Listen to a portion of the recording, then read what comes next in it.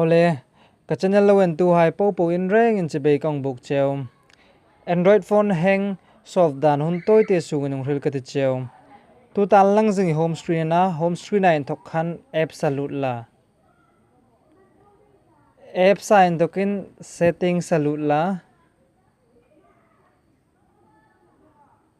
setting sign tokin hing in tol thanok char la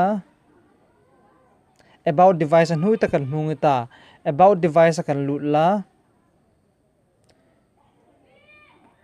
chun tol thanok char la build number hungita build number hi developers anon thaina ding chun hi voice live metangaya kei ka met tasa ani lein met angai tanwa amiruk chongril katiche build number nang i developers an on na ding chun build number hi voice live metangai ni hing hin vai khat vai ne vai thum vai li vai nga vai ruk vai sare kei chu no need developer mode has already been enabled atia san chu kalo met tasa ni lein chun back la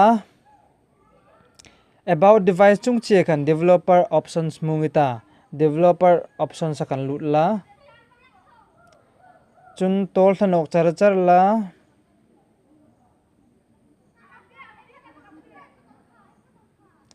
scales pathum mungita khang scale pathum hai ka rem that angai ne first in window animation scale hi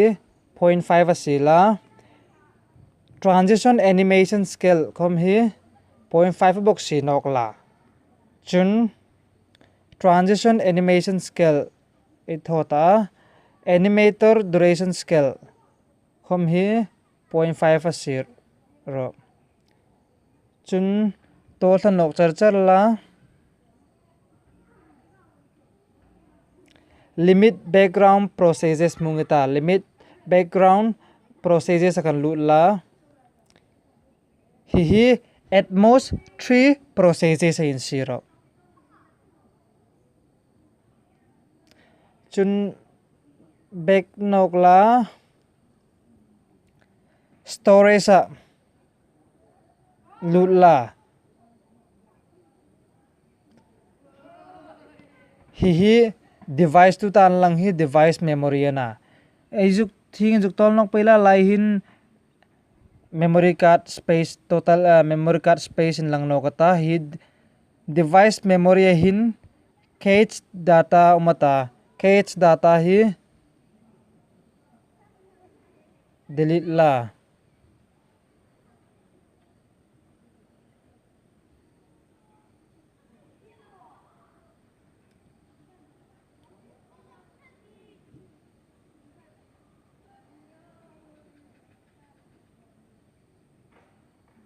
chun bhangan back nok char la i file khan lut la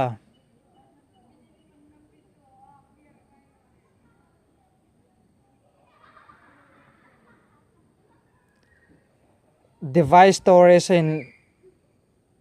lut la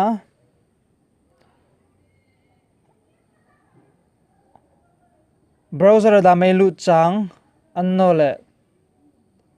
apps ai download tan nung ai delete nok phat akar chang khangai kan junk file mani tam tak azam san laka apps e pe nung dam alan tang thai lein hinglai hin check la a omani chun khangai popu kha delete mang wongro keirok chu kasuk file nga income omno lein delete ding omno ai delete thaino ani hi tuta ai thoya big takin marnaw hai ta dingana marnaw hai phone hang athodan hrilodam